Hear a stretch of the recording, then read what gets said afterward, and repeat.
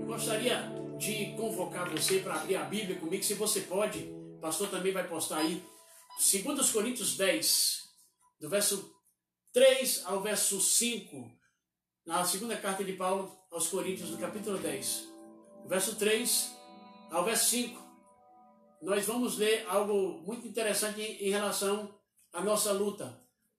Hoje o título da mensagem é Ativando as Armas.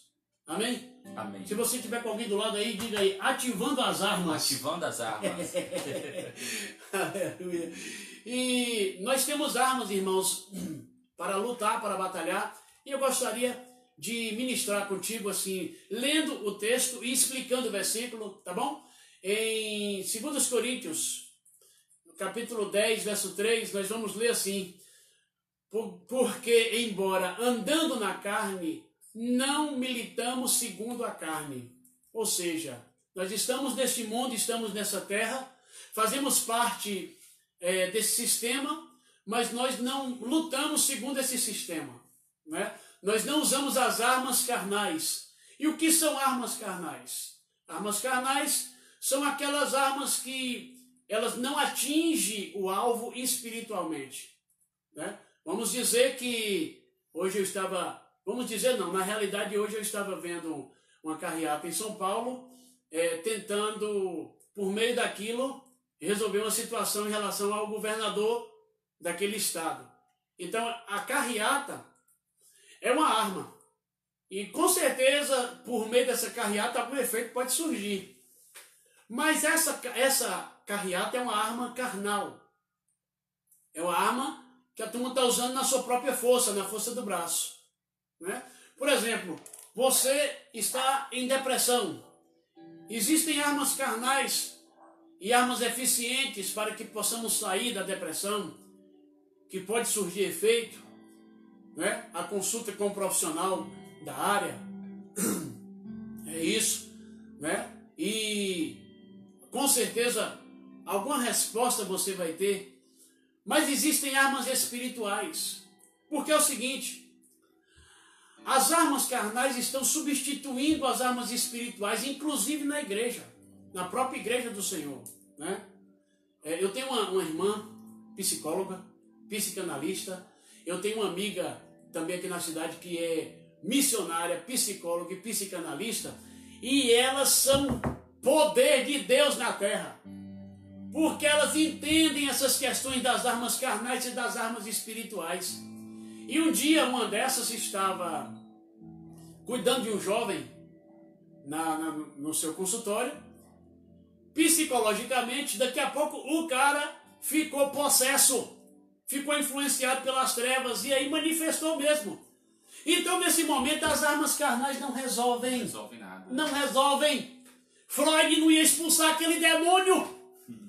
Só tem um que pode, só tem um nome ao qual os demônios se dobram. E aí naquela hora, aquela irmã deixou as armas carnais que ela estava utilizando e foi para as armas espirituais e disse para aquele jovem que estava possesso: falei, em nome de Jesus eu te ordeno, vai embora! E, acabou, foi embora. Então, queridos irmãos, existem armas carnais, mas existem armas espirituais. Minha esposa, ela viveu 1 ano e 8 meses acordada, depressão profunda. Eu perguntei para ela, quer ir para o médico, quer um profissional? E ela falou, não, vou esperar no Senhor. E um dia, em adoração, ela foi curada. Para encurtar a história, porque a história é muito longa, mas ela passou 4 horas na presença do Senhor nos céus. Então, nesse dia, ela foi liberta. Então, querido, nós temos as armas da carne, mas nós temos armas espirituais para batalhar nesse mundo. Então, embora nós andamos na carne, embora nós estamos aqui neste mundo, nesse sistema, embora nós estamos envolvidos no trabalho secular, embora nós estamos envolvidos nas atividades do dia a dia, nós andamos, é o que o apóstolo Paulo fala, nós estamos andando na carne. Estamos aqui, mas nós não militamos segundo a carne. Aí ele vai dizer no verso 4, porque as armas da nossa milícia ou da nossa luta não são carnais, e sim poderosas em Deus para destruir fortalezas. anulando nós sofismas, ou seja, argumentos. Irmãos, perceba que a nossa luta, ela sempre vai se dar na nossa mente, no campo das ideias. Porque quando Paulo fala para destruir fortalezas, as fortalezas não são fortalezas físicas, não são fortalezas geográficas, são fortalezas mentais. Não é? Então, muitas vezes, nós estamos aprisionados por uma palavra que ouvimos, por um filme que vimos, por uma música que ouvimos. Música aprisiona você, aprisiona, com certeza, não é? A música secular, ela tem um poder muito grande de aprisionar as pessoas. Eu conversando com minha esposa hoje à tarde, e a gente falando sobre esse tempo de reclusão, de estarmos em confinamento, e ela olhando algumas coisas da igreja do Senhor nas redes sociais, ela falou: João, não existe arrependimento ainda. Não existe arrependimento. Verdade. A gente, meu Deus, o povo está indo para casa, o povo está refletindo. Eu não quero generalizar. Talvez você em sua casa esteja realmente refletindo sobre a sua vida espiritual. Mas, irmãos, crente postando live secular com um copo de bebida na mão, pelo amor de Deus, moço. Esse é tempo de nós voltarmos para o Senhor, sabe? Eu não vou nem entrar aqui, que aí vai ser outra mensagem. Meu Deus do céu, a mensagem do crente envolvido com o mundo. Checa, mas a nossa luta não é carnal, é uma luta espiritual. As nossas lutas são aqui na mente. E nós estamos em casa. E nós estamos, muitas vezes, bombardeados por mídia, por conversa de porque eu fui infectologista tal, porque o doutor tal, porque fulano de tal. Gente, a nossa luta não é carnal. Então talvez você ouviu uma palavra, você ouviu uma música, você assistiu um filme, algo que você fez pode ter, de uma certa forma, afetado você, e fortalezas foram geradas. E se nós falamos no ano passado sobre libertação nas áreas da nossa mente, fortalezas que são geradas em nossa mente. E aqui eu só estou passando por cima para dizer para você que toda a nossa guerra, ela se processa na nossa mente.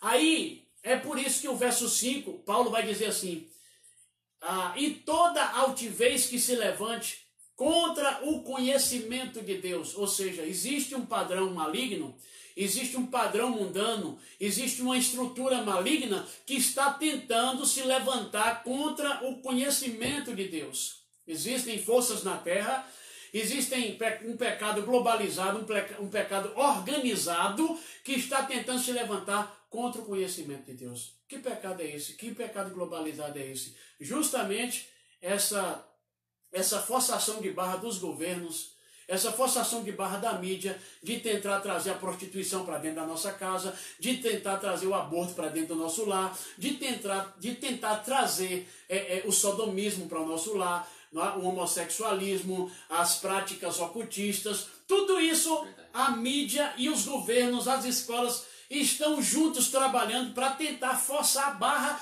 e invadir os nossos lares com um sistema maligno, com argumentos das trevas. E é por isso que Paulo diz que nós devemos levar cativo e levando, estamos no verso 5 de 2 Coríntios 10, e levando cativo todo o nosso pensamento à obediência de Cristo. Oh yes, se você tiver liberdade na sua casa, porque muitas vezes tem gente na sala, tu fica com vergonha, mas não fique com vergonha não, coloque a mão na tua mente aí agora, todo mundo coloque a mão na mente aí, em casa mesmo, assentado, do jeito que você estiver, e vamos dizer assim: eu agora declaro que a minha mente está submetida à obediência de Cristo. Em nome de Jesus. Amém. Obrigado, pastor, pela força. Aleluia. Amém. Então, irmãos, a nossa mente, ela está cativa, ela deve estar cativa a Cristo, porque nós temos uma mente celestial. Aleluia. Nós temos a mente de Cristo. Amém. Nós temos a mente que foi ativada no dia que a gente aceitou a Jesus como Salvador da nossa vida. Nós recebemos uma mente cristã. A mente de Cristo está em nós. Então, queridos irmãos, existe uma luta para batalhar. Existe uma luta para guerrear. E eu gostaria de ler um trecho que muitas vezes a gente lê, essa passagem de Efésios 6,12, que o pastor pode até postar para nós aí. Essa passagem, ela mostra a nossa luta contra principados, potestades, dominadores e forças desse mundo tenebroso, mas o mais importante que eu acho no texto, que a gente deve dar uma olhadinha também, é o início dele, que Paulo diz assim, porque a nossa luta, porque a nossa luta... Existe uma luta, né, Jorge? Existe. Existe uma luta. É. E muitos crentes pensam que essa luta é a luta de Deus com o diabo. Só que o texto aqui está dizendo, pastor, que a nossa luta... A luta é nossa, né? A luta é sua, pastor. É verdade. Fale aí, por favor. Porque Deus já está resolvido, né? Deus Já. não tem luta. Qual é o inimigo de Deus? Nenhum. Quem é que pode afrontar verdade. o Senhor? Nenhum. Não tem ninguém que possa afrontar o Senhor Jesus Cristo. Satanás é inimigo de Deus no sentido de afrontar a gente. É verdade. De tentar destruir a criação dele. Porque tentar destruir o Senhor, o diabo, na guerra do Armagedon, na última guerra, nós vamos destruir Deus. Conversa. Ele sabe que está perdido. Verdade. Ele já sabe. Irmãos, o diabo já está sentenciado. Verdade. Ele já foi sentenciado. No jardim do Éden, Deus sentenciou o diabo. Então já existe uma sentença. Tu não pense, irmão, que Deus está lá, meu Deus, preocupado com a guerra do Armagedon. Ele disse com o sopro da boca, né? Ô, O soberano. Senhor Não é, meu filho. vai ser destruído. Vai ser destruído com Como um sopro. Cristo, né? E o diabo. A Bíblia fala que Jesus, ele está com espada na boca. Pelo poder do sopro dele, da palavra dele. Verdade. Né? Lá em 2 Tessalonicenses, ali Paulo escrevendo aos Tessalonicenses, capítulo 2, o verso 8, pastor, posta para o povo aí. Fala que Jesus vai destruir esse homem da iniquidade com um sopro da boca dele. Um sopro da boca, irmão. Então, Deus não tem inimigo. Acabou a história. O inimigo é nosso. Nós temos um inimigo. O nosso inimigo é Satanás. Então, o texto diz aqui, porque a nossa luta. Você tem uma luta, querido. Não pode se esquivar dela. E a luta do crente, eu já disse a você, é na mente do crente. É na sua mente. Por isso que a gente precisa ter um cuidado extremo com a nossa mente nesses dias. Então vamos seguindo o texto, porque a nossa luta não é contra o sangue e a carne, mas contra os principados e as potestades. Aqui fala de hierarquias, nós não vamos entrar nisso, tá? Principados e potestades contra os dominadores deste mundo tenebroso, contra as forças espirituais do mal nas regiões celestiais. Existe uma guerra, existe uma luta contra principados, contra potestades, contra dominadores e contra forças. Irmãos, queridos, essa batalha, essa guerra, ela precisa ser vencida. Aleluia. No campo das ideias, no campo da mente. Aqui em 1 Pedro, capítulo 5, verso 8, nós vamos ter mais um adianto aqui, porque eu quero só aplicar a mensagem que eu quero nessa noite, mas quero ler esses 3 versos. 1 Pedro 5, 8 diz, sejam sóbrios e vigilantes. Irmãos, esse tempo é tempo de sobriedade, irmão. É tempo de vigilância. Sabe por quê? Porque a nossa mente pode, por conta da falta do trabalho, né, pastor? Verdade. Por conta de estar muito parado, a nossa mente pode ficar passiva. Confortável, né? Confortável. Verdade. E a gente pode agora começar a tentar encher a nossa mente de outras coisas. É por isso que a palavra está falando, seja sóbrio e seja vigilante. Tenha sobriedade nesse período, meu filho. Não vá muito para o Facebook. Não vá muito para o YouTube. Não vá muito para a Netflix, não. Sabe? Tenha sobriedade. Não use esse tempo que você está em casa para se encher de jogo. Né? Principalmente a rapaziada. Gente, os homens hoje ainda jogam. Né? Os caras começaram a jogar na adolescência. Hoje tem cara de 35, 40... E o jogo se transformou em algo profissional. Tem gente que está ganhando grana com o jogo, mas tem gente que está aprisionado nos jogos. Aprisionado na Netflix. Eu já ministrei pessoas aprisionadas em jogos. É terrível, é horrível. Então, irmãos, nós não podemos pegar nossa mente nesse tempo e emprestar nossa mente para essas coisas. Nós temos que ter sobriedade e vigilância. Por quê? Eu estou em 1 Pedro 5,8, a palavra diz assim, o inimigo de vocês, aqui, na sua versão pode estar aí, o vosso adversário. Mas eu estou aqui na Bíblia Almeida transformada, e essa versão aqui já dá aqui, o inimigo de vocês. Nós temos um inimigo. E quem é esse inimigo de vocês? Que Pedro está falando aqui, ele fala, o diabo. E ele anda em derredor. Ele está procurando, sabe, como leão que ruge, procurando alguém para devorar. Aí o verso 8 vai dizer, resisti-lhes, firmes na fé. Nós temos que resistir esse cara na fé, irmãos. E o que eu quero dizer para você nesse tempo de ativar as armas. Dei essa introdução, mas não vou me demorar muito. Quando eu falo de introdução, meu Deus, só a introdução demorou esse tanto? Não. Eu só quero dizer para você sobre algumas, passar rapidinho sobre algumas armas da nossa guerra, da nossa luta. Em Tiago 4, verso 7, a Bíblia diz assim, sujeitai-vos a Deus. Primeira arma nossa, irmão, é a obediência. Se não tem obediência, não tem diabo que sai. Se nós não estamos vivendo em obediência no Evangelho, pode sapatear, pode pegar fogo, pode relampejar, pode fazer o que for. Mas se não tiver em obediência, se não for um cristão obediente à palavra, nós não temos legalidade para expulsar demônio nenhum. Tinha 7 caras, 7 filhos de Seva, lá em Atos 19, e essa turma, eles pensaram que poderiam expulsar demônios só porque conheciam o nome de Jesus e conhecia Paulo. Então eles tentaram expulsar um demônio de um cara, e esse rapaz endemoniado rasgou os 7, feriu a todos, porque o poder do diabo, irmãos, quando ele está possesso, é forte. Eu já vi uma pessoa possessa pegar um cara de 120 quilos e jogar na parede como um isopor. O bicho fica forte, entendeu? Então assim, esses 7 meninos de Seva aí, um sacerdote judeu, eles pensaram que só porque conheciam o nome do Senhor, poderia expulsar. Então, irmãos, obediência. Primeira coisa é nós estarmos em obediência a Deus, obediência à palavra. Porque se não obedecer, meu filho, a gente pode até tentar expulsar o diabo, mas ele não sai.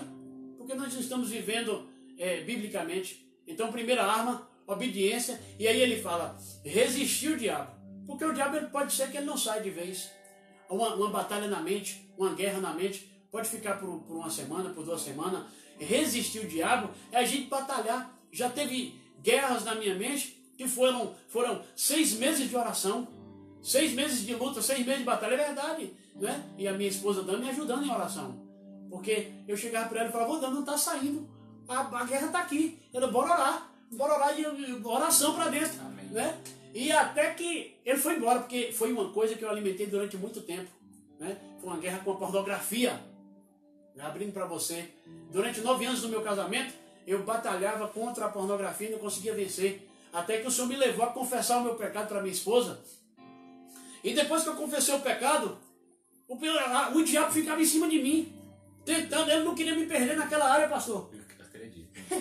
Ele não queria me perder naquela área. Daí a pouco eu chegava da rua e falava para Dan, o negócio está forte. Ela, vamos orar, Jó. Porque, graças a Deus, Deus me deu uma mulher de guerra, uma mulher guerreira, que me compreendeu e batalhou comigo, guerreou comigo, tá? Eu gosto até de falar que nesse período de 9 anos de casado, eu nunca tive um contato com outra mulher, nunca na minha vida, graças a Deus, o Senhor me guardou disso, porque quando eu conto esse testemunho aí, a turma pega aí a galera do mal e fala que eu sou é por aí, né? É muita perseguição. Então assim, eu durante 6 meses, 7 meses, guerrei contra o pecado da pornografia. Eu sei que o Senhor já tinha me perdoado. Só que o inimigo estava ali em cima de mim. Não, você não vai. E aí, quando foi com 6 ou 7 meses, como uma roupa que arrancou, foi embora.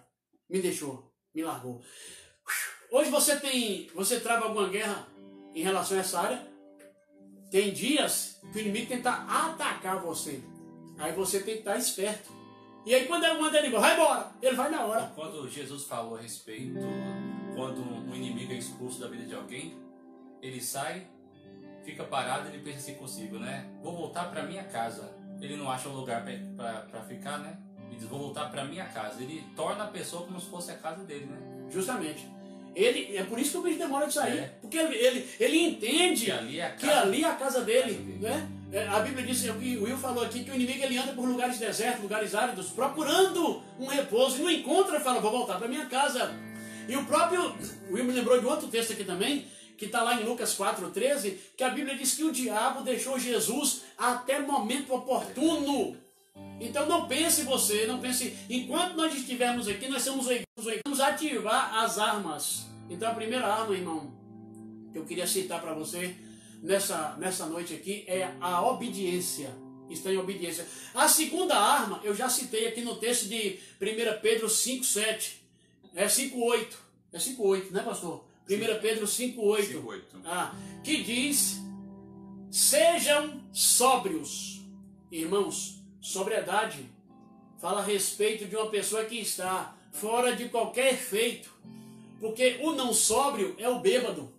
É uma pessoa que está fora da sua mentalidade, fora das suas faculdades mentais. Então, quando Pedro e a palavra de Deus nos pede aqui sobriedade, Pedro está dizendo, gente, vamos parar de deixar que a nossa mente vagueie para um lado e para outro.